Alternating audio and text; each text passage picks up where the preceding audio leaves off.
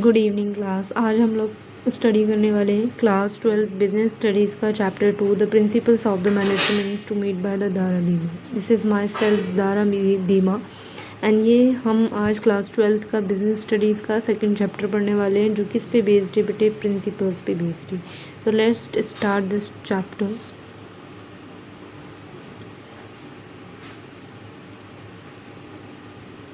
Okay, so बेटे ये content है, इसके अंदर हम जो है इन टॉपिक्स के बारे में डिस्कस करेंगे। Meanings of the principles, significance of the management and Fayol's theory and Taylor scientific managements and techniques. सबसे पहले हम स्टडी करेंगे, या सबसे पहले हम कह सकते हैं हम किसी भी चैप्टर्स में उसकी मीनिंग समझते हैं तो यहाँ पर भी हम मीनिंग्स को अंडरस्टैंड करेंगे। देन हम सिग्निफिकेंस करेंगे किसके, प्रिंसिपल्स ऑफ मैनेजमेंट के, प्रिंसिपल्स की सिग्निफिकेंस क्या है उनके बारे में स्टडी करेंगे। देन फ्यूल्स की थ्योरी के 14 प्रिंसिपल्स स्टडी करेंगे और टेलर्स की साइंटिफिक मैनेजमेंट और इसकी टेक्निक्स के बारे में भी हम पढ़ेंगे। सो ये टोटली बेस्ड है आपके सेकंड चैप्टर के अंदर। इसके अंदर ये सारा हम स्टडी करेंगे।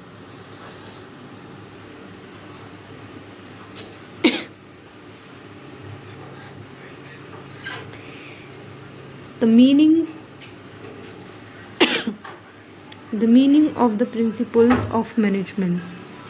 हम स्टडी करने वाले हैं कि प्रिंसिपल्स ऑफ मैनेजमेंट के क्या मीनिंग्स है। What is the meanings of the principle of management.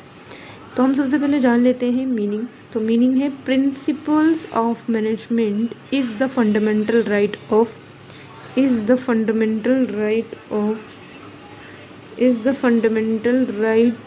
of the managers. It helps to take actions and decisions।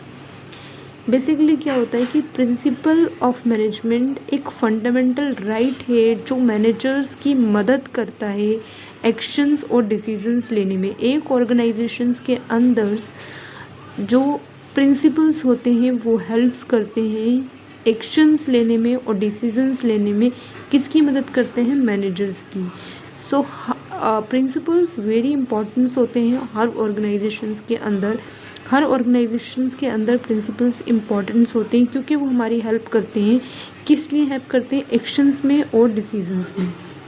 किस में हेल्प करते हैं, एक्शंस में और डिसीजंस में हमारी हेल्प करते हैं।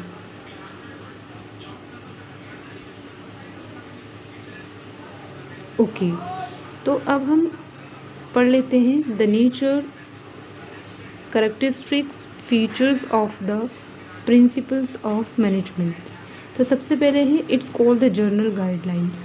जर्नल गाइडलाइंस का बेसिकली मीनिंग ये है कि ये एक रेडीमेड सॉल्यूशन नहीं है। It's not the readymade solution. ये एक रेडीमेड सॉल्यूशन नहीं है।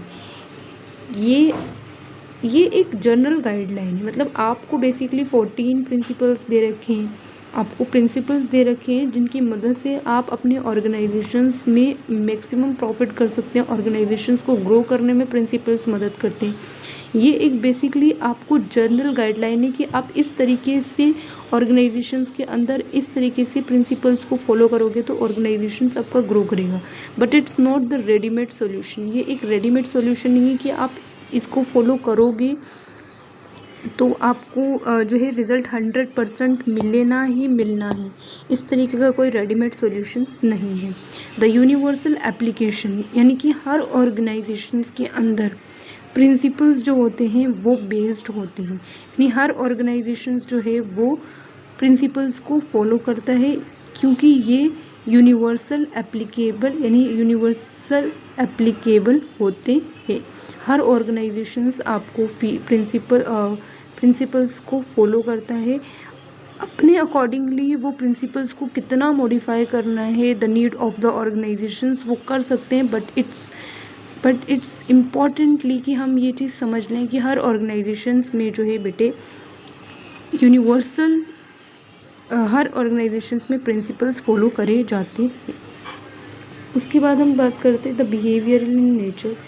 बिहेवियर इन नेचर्स का मतलब क्या होता है, it means it's totally based on the behaviour in the nature. ऐसा नहीं है हम ऑर्गेनाइजेशंस के एम्प्लॉयज़, हम हर अपनी ऑर्गेनाइजेशंस या हर ऑर्गेनाइजेशंस के अंदर काम करने वाले एम्प्लॉयज़ को हम क्या करेंगे, हर ऑर्गेनाइजेशंस के अंदर जो एम्प्लॉयज़ काम कर रहे होते हैं उनके नेचर्स के ऊपर स्टडीज़ करेंगे। इसलिए जो प्रिंसिपल्स होते हैं वो बिहेवियर इन नेचर्स होते हैं। प्रिंसिपल्स जो होते हैं वो हेल्प्स करते हैं कि हर ऑर्गेनाइजेशंस के अंदर काम करने वाले एम्प्लॉयज़ के बिहेवियर को स्टडी करा जा सके। The principle of the management जो है वो फ्लेक्सिबल्स होता है। फ्लेक्सिबल्स मीन्स कि ऑर्गेनाइजेशंस के अंदर प्रिंसिपल्स को फॉलो करते हैं, लेकिन the need of the organisations उसको ईज़िली मॉडिफाई कर लिया जाता है ताकि ऑर्गेनाइजेशंस की गोल्स ईज़िली अचीव हो जाए। The form by the practice and experiment, यानी हर एक प्रिंसिपल्स जो है वो ऑर्गेनाइजेशंस में फॉलो करा जाता है, लेकिन इट्स नॉट मीन्स कि आप कोई भी प्रिंसिपल ऐसे नहीं बन गया है, उस पर प्रॉपर रिसर्च की गई है, प्रॉपर तरीके से उसको अप्लाई किया गया है और उसको एक एक्सपेरिमेंट किया गया है कि किस तरीके से हमें ऑर्गेनाइजेशंस में इस प्रिंसिपल्स को अप्लाई कर सकते हैं। तो it's totally based on the practice and experiment. The last is a causes and effect of the relationship. It's means कि आप कोई भी प्रिंसिपल्स अप्लाई करते हो अपने ऑर्गेनाइजेशंस के अंदर तो उसकी क्या कॉज होते हैं और उसको अप्लाई करने के बाद उसकी इफ़ेक्ट क्या पड़ रहे हैं ऑर्गेनाइजेशन के अंदर। यानी कोई भी प्रिंसिपल अगर आप अप्लाई करते हो अपने ऑर्गेनाइजेशंस के अंदर तो क्या कारण है उनको अप्लाई करने की, और फिर एट द एंड उससे रिजल्ट क्या मिल रहा है, क्या ऑर्गेनाइजेशंस ग्रो कर रहा है, क्या गोल्स अचीव हो रहे हैं, ग्रुप गोल्स, ऑर्गेनाइजेशन गोल, इंडिविजुअल गोल्स, क्या ये अचीव हो रहे हैं। ये जो है आपको एट द एंड आपको स्टडी करने को मिलता है। The causes and the effect of the relationship.